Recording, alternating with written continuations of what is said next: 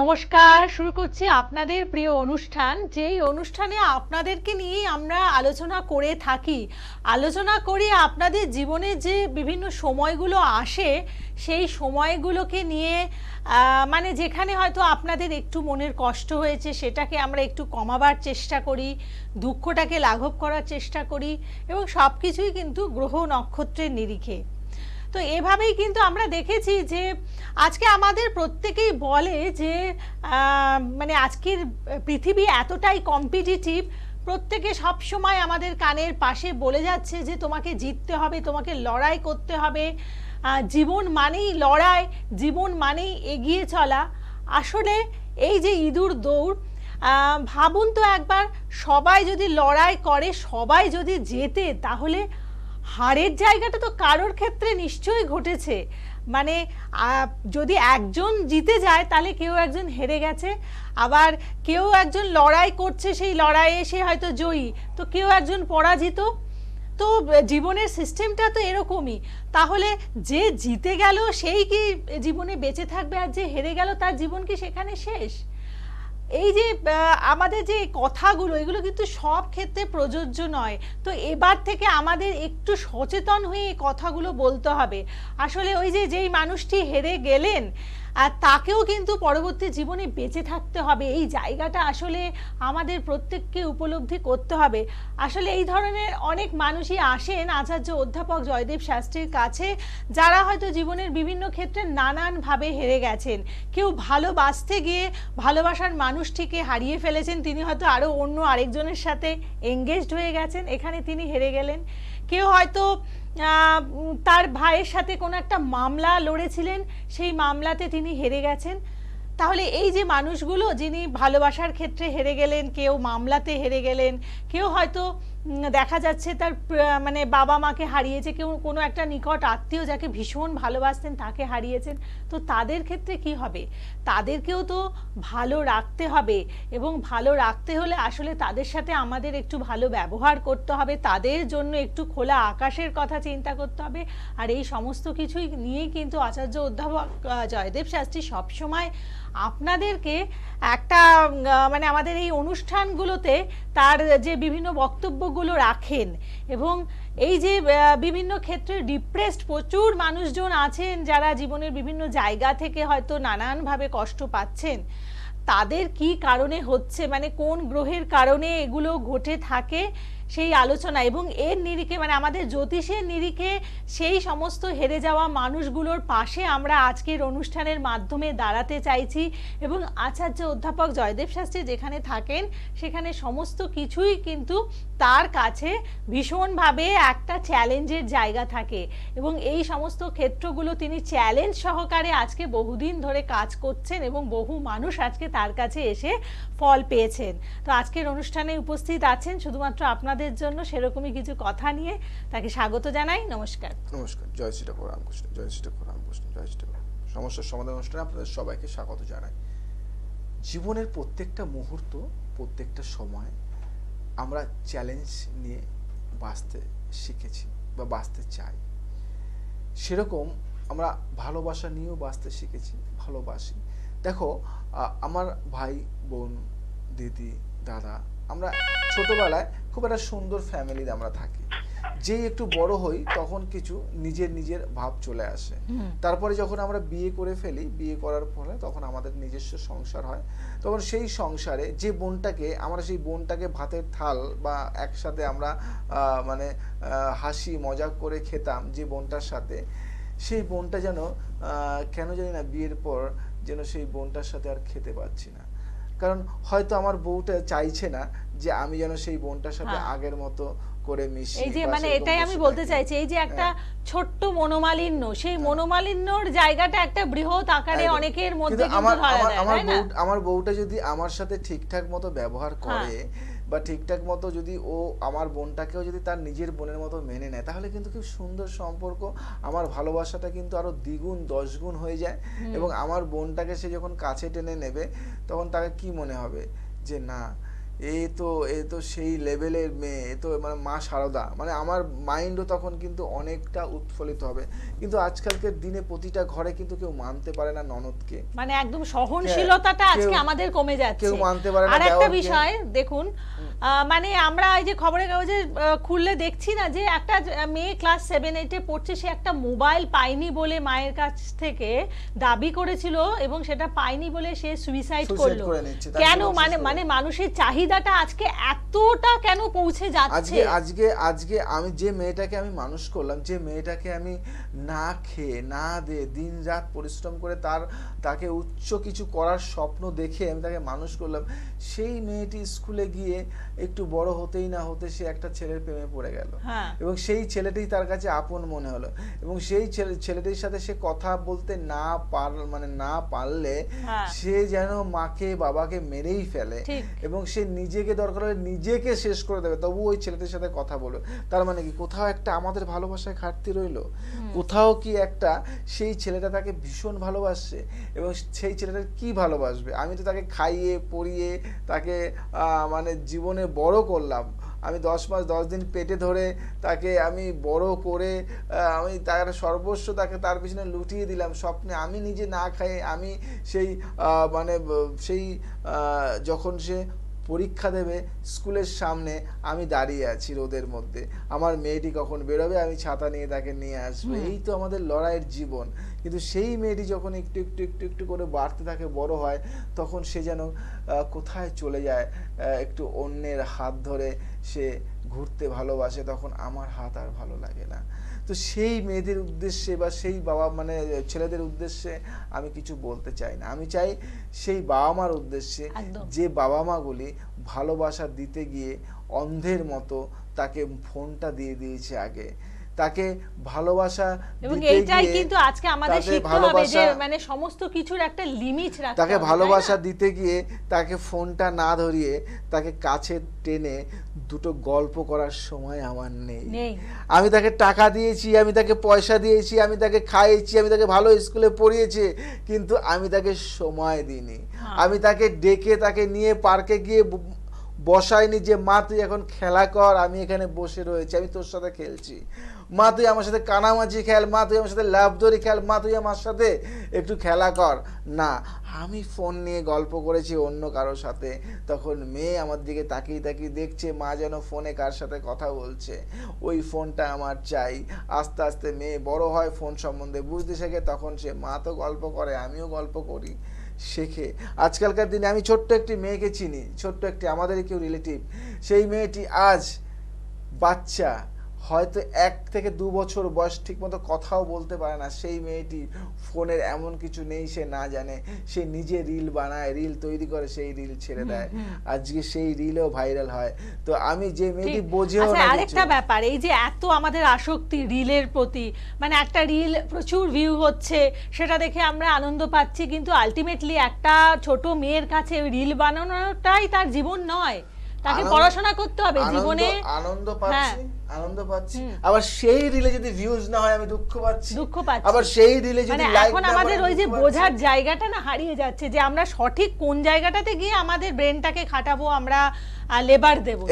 এই নিয়ে আরো আলোচনা থাকবে। তার আগে কে আছে আমাদের সাথে? ফোনে আছেন, নমস্কার। হ্যালো, নমস্কার, আমি যাদবপুর থেকে বলছি। বলুন। বলছিলাম। আচ্ছা, আপনি আমাদের আলোচনা শুনছেন?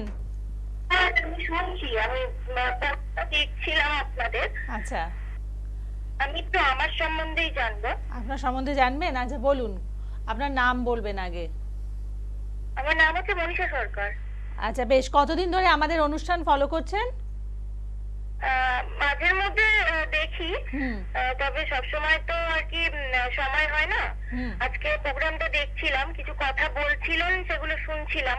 আচ্ছা আচ্ছা, এইরকম যে আমাদের মানে আলোচনার জায়গাটা, তো এইরকম কোনো ঘটনা আপনি কি আপনার কাছাকাছি কাউকে দেখেছেন, বা আপনার কোনো আত্মীয় বা বন্ধু বান্ধবদের মধ্যে ঘটেছে কি?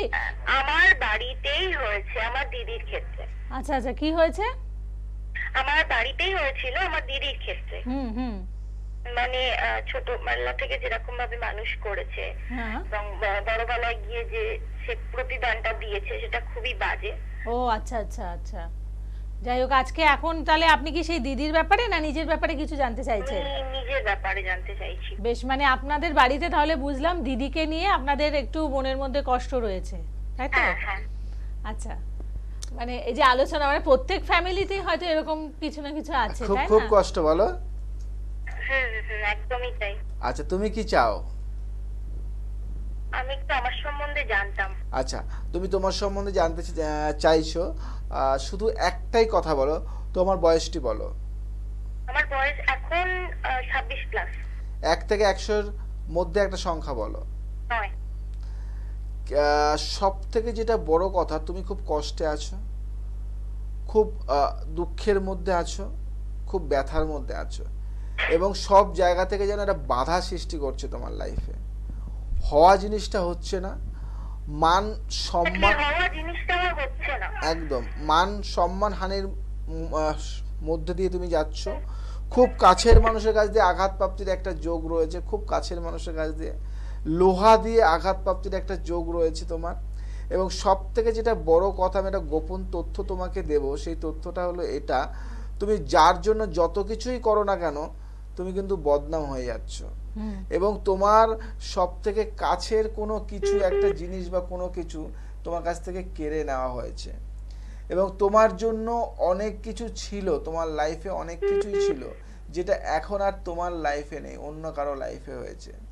এবং তুমি অনেক অনেক কিছু ত্যাগ স্বীকার করেছো, অনেক কিছু স্যাক্রিফাইস করেছো, অনেক কিছু কম্প্রোমাইজ করেছো, কিন্তু আলটিমেটলি তোমার লাইফে নিটফল 0। তুমি জীবন লাভ হয়নি। তোমার প্রত্যেকটা মুহূর্ত, প্রত্যেকটা সময় তুমি শুধু লড়াই করে গেছো। এবং তুমি এমন একটি মেয়ে, তুমি মানে সংঘর্ষ করতে ভালোবাসো, বড় হতে ভালোবাসো, জীবনে একটু সরকারি চাকরি বা একটু ভালো কিছু করার জন্য বহু পড়াশুনো করেছো, চেষ্টা করছো, সেখানেও বহু টাকা দিয়ে মানে ফেলিওর, এবং সেখানেও নিজস্ব কোনো একটা আত্মীয়র কাছে তুমি অনেকটা টাকা দিয়েছো, যেটা তুমি এখন কিছু বলতেও পারছো না, ইয়েস অর নো।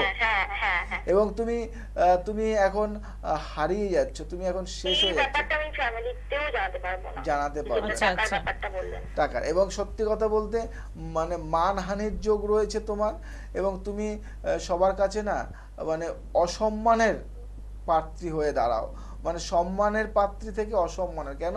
তুমি সত্যি কথা বলো, তুমি মিথ্যে সহ্য করতে পারো না, এবং তুমি সর্বদাই সত্যের পূজারী। এবং জীবনের প্রত্যেকটা মুহূর্ত তোমাকে শুধু আঘাত পেতে হচ্ছে। আর আমি তোমাকে বলবো, তুমি একদিন দাঁড়াবে যে পথে কেউ যেতে পারে না, সে পথেই কিন্তু তুমি একদিন যাবে। এবং তোমার সাফল্য সবার আগে, এবং তোমার নাম লেখা থাকবে, এবং তোমার নামের জন্য তোমার ফ্যামিলির উন্নতি হবে, এবং তোমার নামের জন্য তোমার ফ্যামিলি ভীষণ বড় জায়গায় যাবে। তোমার সব থেকে বড় কথা কি জানো তো? তুমি একটু ফ্যামিলির সাপোর্ট চাইছো, কিন্তু পাচ্ছ না। কিন্তু তোমার থেকে একটু কমজোরি সে সাপোর্ট পাচ্ছে, তোমার থেকে মিথ্যেবাদী সে সাপোর্ট পাচ্ছে, তোমার থেকে মানে কর্মঠ কম সে সাপোর্ট পাচ্ছে, কিন্তু তুমি এত কিছু করার পরও তুমি ফ্যামিলি থেকে কি কোনো সাপোর্ট পাচ্ছ না। ঠিক না ভুল বললাম? তাহলে তুমি কি চাইছো যে তুমি জীবনে একটা সঠিক পথে যাবে? চাইছো? অবশ্যই অবশ্যই। আমি আছি, আমি আছি, তুমি সঠিক পথে যাবে, আমি আছি। তুমি কন্টাক্ট করো, দেখছি আমি কি করা যায়। ঠিক আছে? ঠিক আছে, ঠিক আছে, আপনি ভালো থাকবেন। এবং এই যে মুহূর্তের মধ্যে আপনাদের সমস্ত কথাগুলো বলে দেওয়া, এবং এই জায়গাটা কিন্তু শুধুমাত্র জ্যোতিষশাস্ত্র পড়ে বা জ্যোতিষশাস্ত্র নিয়ে একটু নাড়াচাড়া করে বলা যায় না। এটা হচ্ছে আমাদের একটা আলাদা ক্ষমতা। এবং আচার্য অধ্যাপক জয়দেব শাস্ত্রী আসলে যেহেতু তার বাড়িতে একদম 51 মা প্রতিষ্ঠিত রয়েছেন, ছোটবেলা থেকে এই জ্যোতিষশাস্ত্র নিয়ে রয়েছেন, এই সমস্ত কিছুর কারণের জন্যই আজকে জায়গাগুলো কিন্তু তিনি ভীষণ সুন্দর করে বলে দিতে পারেন। এবং এটা একমাত্র সম্ভব আচার্য অধ্যাপক জয়দেব শাস্ত্রীর ক্ষেত্রেই। এবং তাই একটা ফোনের মাধ্যমেই কিন্তু, মানে একটা ফোন আসলে পরেই তার যে মানে ভেতরের যে ব্যাপারগুলো আমরা কিন্তু বুঝতে পারি, কিন্তু যখন চেম্বারে আপনারা আসবেন তখন এর থেকে মানে আরো অনেক গুণ বেশি কিছু জানতে পারবেন, যার মাধ্যমে আপনার সমস্যার সমাধান আপনি অবশ্যই করতে পারেন। আচ্ছা, কেউ একজন ফোনে আছেন, বলুন। নমস্কার। নমস্কার দিদি, আমি বনবতী বলছি। আচ্ছা, বরানগর থেকে কে বলছেন? আমি এটা আমার মেয়ের ব্যাপারে জানবো, অসুখ হালদার। আচ্ছা, মেয়ের ব্যাপারে জানবেন। আচ্ছা আচ্ছা, বলো তোমার বয়সটি কত? তোমার মেয়ের বয়সটি কত? মেয়ের বয়স 28। 28। হ্যাঁ। বিয়ে নিয়ে সমস্যা রয়েছে, অনেক সম্বন্ধ থেকে কর্মের জায়গাটা একটু কাজের আমি বলছি সব বিয়ে নিয়ে সমস্যা রয়েছে, অনেক সম্বন্ধ দেখছো কিন্তু বিয়ের জায়গাটা ঠিক করাতে পারছো না। বিয়ে আসছে যোগাযোগ, কিন্তু ছেলের পছন্দ হলে মেয়ের হচ্ছে না, মেয়ের হলে ছেলে হচ্ছে না, কোনো না কোনোভাবে কেটে যাচ্ছে। তোমার সন্দেহ হচ্ছে তোমার বাড়ির পাশে কেউ একজন আছে, সে ভাঙিয়ে দিচ্ছে, সেরকম একটা মানে সমস্যা।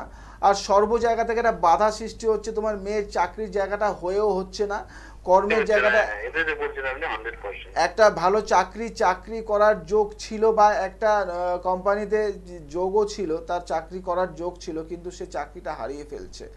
মানে সে বেশি দিন চাকরি করতে পারছে না, মাথাটা গরম, রেগে যায়, টেম্পটেড হয়ে যায়।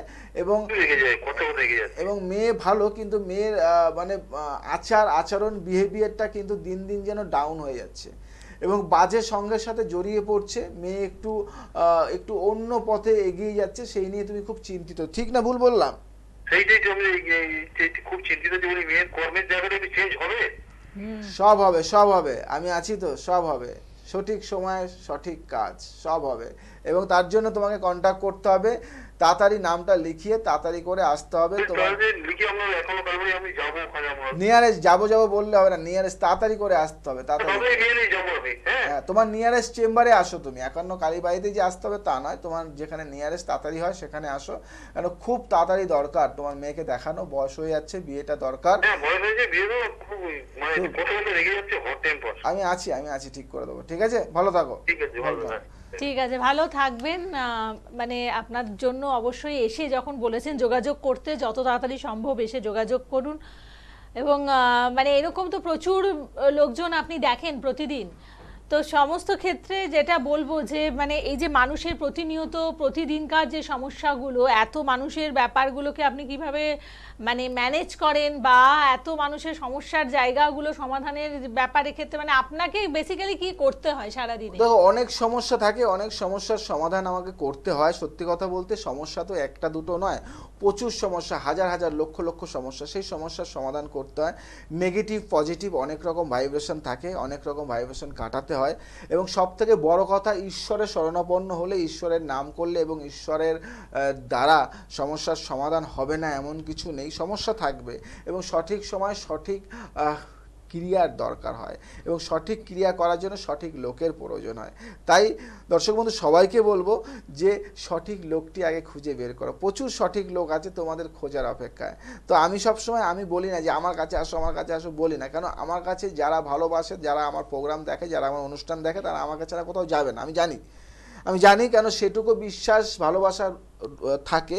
আর আমার প্রোগ্রাম যে একবার দেখবে, যে আমার প্রোগ্রাম যে একবার দেখেছে, সে আজ নয় কাল আমার কাছে আসবে। কারণ আমি যে সমস্যার সমাধানটা চ্যালেঞ্জ সহ করতে পারি, লিখিত দিয়ে যে সমস্যার সমাধানটা করে দিই, সেটা আমি জানি। মানুষের যত বড় সমস্যা হোক না কেন, যদি জ্যোতিষে সেই সমস্যার সমাধান করা যায়, তাহলে আমি তোমার সেই সমস্যার সমাধানটা করব। এটা আমার কথা নয়, আমার বাণীর মতো, আমি তোমার সেই সমস্যার সমাধানটা করব। এবং অ্যাস্ট্রোলজি গ্রহগত দিক থেকে যদি কোনো সমস্যা থাকে, সেই সমস্যার সমাধান আমি করব। এবং মানব জীবনে সমস্যা থাকবে, মানব জীবনে সমস্যা নেই বলে কোনো কিছু নেই, সমস্যা আসবে। আজ যে সুখী কাল সে দুঃখী। এবং সমস্যার কিভাবে নিস্তার পেতে হয়, কিভাবে সেই সমস্যার জ্বর থেকে মুক্তি পেতে হয়, সেটা আমি আছি আর আমি জানি তোমার সমস্যার সমাধানটা কিভাবে করতে হয়। সমস্যা থাকবে মানব জীবনে, সমস্যা থাকবে না এমন কিছু নয়, সেই সমস্যার সমাধান করতে হবে। প্রত্যেকটা মানুষ প্রত্যেকটা মুহূর্ত, প্রত্যেকটা ক্ষণ, প্রত্যেকটা বিষয় নিয়ে চিন্তিত থাকে। মানুষের জন্য আজকে আমার বাবা, এবং সেই বাবার দুজন সন্তান, আমি আমার দাদা, এবং আমার দাদা চাই আমার বাবার সব সম্পত্তি সে ভোগ করবে, এবার আমি চাই আমার বাবার সব সম্পত্তি আমি নেব। এই নিয়ে আমার দাদা ভাইয়ের মধ্যে সম্পর্ক। যে দাদা ভাই ছোটবেলা থেকে ভালোভাবে খেলাধুলো করতাম, এক স্কুলে পড়তাম, সেই দাদা ভাইয়ের ভালো সম্পর্ক, সেই দাদা ভাই এখন সম্পত্তি নিয়ে আমার আর দাদার মধ্যে কেস কামাই চলে, হয়তো আমাকে হয় জেল খাটতে হলো, নাহলে আমার দাদাকে জেল খাটতে হলো, বা আমাদের মধ্যে মারাপিট হয়, কেউ একজন মারা গেল। এই তো সমস্যা চলছে। এখানে সমস্যাটা কি? এখানে সমস্যা লোভ, এখানে সমস্যা সম্পত্তির ভাগ। আমি এরকম অনেক ব্যক্তিকে চিনি যে আজকে আমি খেটে খেটে অনেক সম্পত্তি তৈরি করলাম, কিন্তু আমি মারা যাওয়ার পরে সেই সম্পত্তি নিয়ে আমার ফ্যামিলির লোক ঝামেলা করছে, কে পাবে, কে পাবে, কে পাবে, কে নেবে, এ নেবে না ও নেবে, ও নেবে না ও নেবে, এই তো হচ্ছে। এবং আমি যার জন্য খেটে সম্পত্তি করলাম হয়তো সে পেলো না, অন্য কেউ নিয়ে ভোগ করলো, এরকম হচ্ছে। আজকে তুমি অনেক অর্জন করছো, অনেক অর্থ উপার্জন 9-6 করে অনেক কিছু করছো, কিন্তু তুমি কি জানো তুমি চলে যাওয়ার পরে তুমি এই উপার্জন যে সম্পত্তি, সেই সম্পত্তিগুলি কে ভোগ করবে? আজকে প্রত্যেকটা হিসাব কিন্তু তোমাকে দিয়ে যেতে হবে।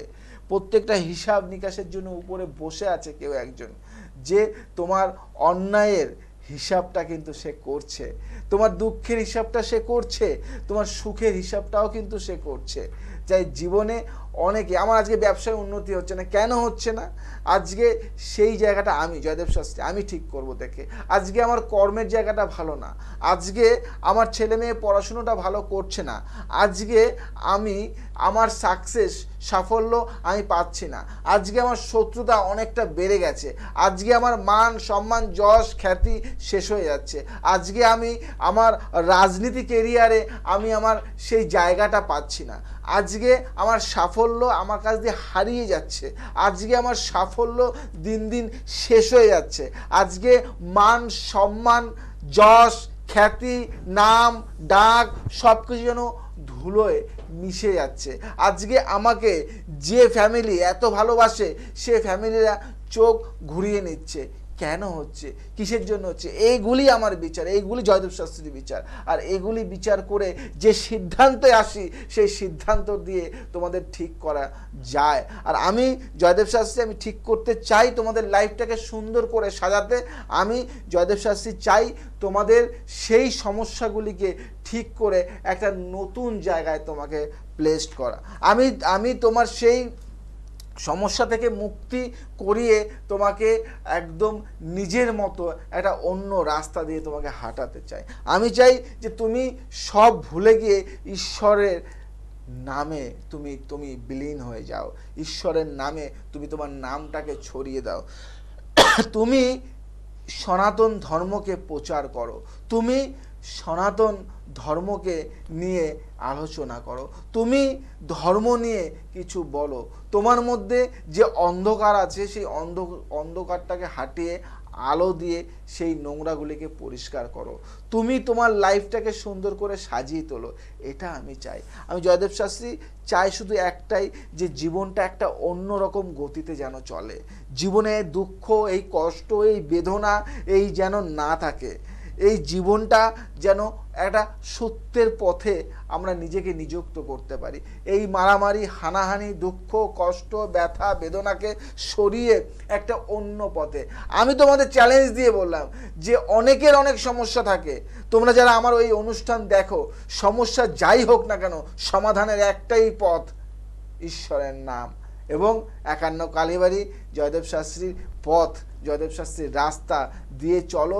দেখি না 3টে মাস আমাকে টাইম দাও না, 6টা মাস আমাকে টাইম দাও না, দেখি না তোমার জীবনের পথটাকে পাল্টে ফেলতে পারি কিনা, তোমার জীবনের পথ পাল্টাতে পারি কিনা। আমাকে টাইমটা দাও 3 মাস 6 মাস, দেখি কি করি। আমাকে 31 দিন টাইম দাও, আমাকে 21 দিন টাইম দাও, আমাকে 7 ডেজ টাইম দাও, আমাকে 5 ডেজ টাইম দাও, দেখো তোমার সমস্যার সমাধানটা কিভাবে করি। জয়দেব শাস্ত্রী চাইলে তোমার সমস্যার সমাধান করে দেবে এবং না চাইলেও তোমার সমস্যার সমাধান করবে 51 কালীবাড়ি। আজ আসি, অনেক সময় হয়ে গেছে। ভালো থাকো, সুস্থ থাকো, সবাইকে ভালো রাখো। আজ তোমাদের একটাই কথা বলবো যে জীবনের সঠিক পথ ঈশ্বরের নাম। জয় শ্রী ঠাকুর রামকৃষ্ণ। জয় শ্রী ঠাকুর রামকৃষ্ণ। অমাবস্যা তিথি মানেই হচ্ছে আদ্যাশক্তি মহামায়াকে উপাসনা করার একটি বিশেষ দিন, বছরের অন্যতম শ্রেষ্ঠ দিন। আর এই বিশেষ দিনে এই দম্পতি আজকে এসেছেন একান্ন কালীবাড়ি মন্দির এবং জয়শ্রী ঠাকুর রামকৃষ্ণ সেবাশ্রমে। তারা আচার্য অধ্যাপক জয়দেব শাস্ত্রীর সাথে দেখা করবেন, কথা বলবেন। আর তার আগে একেবারে মন্দিরের গর্ভগৃহে আমি বসে আছি, ঠিক আমার পেছনেই রয়েছেন মা। তো এই যে বিশেষ দিনে আপনি এসেছেন শাস্ত্রীজির সাথে কথা বলতে এবং মায়ের সামনে বসে আছেন, মানে অ্যাকচুয়ালি কী কারণে আসা, মাকে দর্শন করার জন্য না অন্য কোনো সমস্যার কথা বলার জন্য? ব্যাপারটা হচ্ছে আমার বাড়ির কিছু পারিবারিক কিছু সমস্যা, কিছু আমার এখন সমস্যাগুলির সম্মুখীন করতে হচ্ছে, যার জন্য এই শাস্ত্রীর কাছে আসা। শুনেছি ওনার নাম ডাক প্রচুর, আমরা আমাদের বাড়ির গুরুজন, আশেপাশের লোক, চারিদিকের লোক সবার কাছেই মোটামুটি শোনা কথা যে ওনার খুব নাম ডাক আছে, ওনার আর কি কথাবার্তা সব কিছুর ভরসা করা যায় আর কি। তো তার জন্যই আমরা এখানে আসা। আর শুনেছি এখানে অনেক জাগ্রত একান্ন কালীবাড়ি মায়ের পুজো হয়, সেই পুজোটাও দর্শন করতে এসেছি। মন্দির দেখে আমাদের আমরা খুবই পছন্দ হয়েছে মন্দিরের প্রত্যেকটা আর কি কাজ, প্রত্যেকটা আর কি মন্দিরের সাজানো গুছানো থেকে শুরু করে মানুষের কথাবার্তা সব কিছুই আমাদের খুবই আপ্লুত করেছে। আজকে অনেকেই যেমন এসেছেন, সেই অনেকের মধ্যেই এই দম্পতি রয়েছেন। কথা বলে জানলাম গড়িয়া থেকে এসছেন। আচ্ছা, নামটা বলুন। আমি অস্মিতা ঘোষ, গড়িয়া থেকে এসেছি। ইনি আমার হাজবেন্ড। আমি এসেছিলাম দাদার কাছে আমাদের সমস্যা অনেক কিছু নিয়ে। আর আজকে এই লটারির নেশা সর্বনাশা। আসলে যে কোনো নেশাই কিন্তু আমাদের সর্বনাশ ডেকে আনে। আর সেই নেশা কি ত্যাগ করা যায়? আচার্য অধ্যাপক জয়দেব শাস্ত্রী বারে বারে বলেন, তিনি গ্যারেন্টি দিয়ে এই সমস্ত কাজগুলো করে থাকেন। আর তারই সত্য কাহিনী আজকে শুনবো এই দাদার কাছ থেকে। আসুন আলাপ করে নিই। বলুন আপনার নাম। আমার নাম শ্রীকান্ত লায়ক, আষাঢ়িবাঁধ, পশ্চিম মেদিনীপুর। কোথা থেকে এসেছেন? গ্রাম আষাঢ়িবাঁধ, পশ্চিম মেদিনীপুর থেকে এসেছি। কিভাবে আসলেন অত দূর থেকে? আসলাম বলতে আমি অনেক চেষ্টা করেছিলাম যে আমি একটা খুব ভালো অ্যাস্ট্রোলজি জ্যোতিষের সঙ্গে দেখা করব। এইভাবে টিভি দেখতে দেখতে আমি একদিন দাদার প্রোগ্রাম দেখে আমার মন অনেক দিয়ে আমি বাড়িতে চিন্তা করলাম যে দাদার কাছে একবার যাব। তো বাড়িতে আমার গিন্নি সেও রাজি হলো, চলো একবার এসেছিলাম। আমার অনেক প্রবলেমও ছিল, সে প্রবলেমও দাদা আমার সলভ করেছে। আর বলেছিল তোমার লটারির নেশা প্রচণ্ড হয়ে যাচ্ছে, সেই লটারির নেশা তোমাকে কমাতে হবে। একবারে কমাতে বলতে একবারে লটারির নেশা ত্যাগ করতে হবে। কি করতেন আপনি? লটারি আমি খেলতাম, অনেক টাকা ফুটিয়েছি। সেসব দাদা আমাকে বললো এসব তোমাকে একবার ত্যাগ করতে হবে।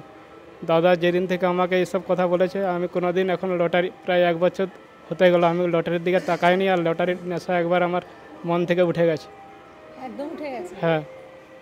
আর এই যে অনেকেই হয়তো লটারির নেশা রয়েছে, তাদের জন্য আপনি কি বলবেন? মানে লটারির নেশা ত্যাগ করার জন্য আপনাকে কি খুব কঠিন কিছু নিয়ম পালন করতে হয়? কোনো নিয়ম নাই দাদা, শুধু একটাই কথা বলেছিল, তোমাকে লটারির নেশা পুরো ত্যাগ করতে হবে। দাদা যে কথাগুলো বলেছে একবারে আমি সেরকম পালন করেছি। আমার লটারির দিকে আর মনও যায়নি। আর লটারি আমি মোটামুটি আর তাকাইনি লটারির দিকে, অনেক আমি ভালো হয়ে গেছি। আর অন্যান্য দিক থেকে অন্যান্য যারা আমার মতো বন্ধু বান্ধব আছেন যারা, তারা যদি এইভাবে দাদার কাছে এসে পরামর্শ নেন তাহলে খুব আপনারা উপকৃত হবে। লটারির নেশা আমার এমন প্রচণ্ড বেড়ে গিয়েছিল। আমার অনেক কিছু লোকের কাছে লোন নিয়ে সুদে টাকা নিয়ে লটারি খেলে প্রায় আমার 3-4 লাখ টাকা, আমি খুব গরিব মধ্যবিত্ত বাড়ির ছেলে, না খাটলে আমাদের সংসার চলে না। সেখান থেকে দাদার কাছ থেকে আমি পুরো সঠিক জায়গায়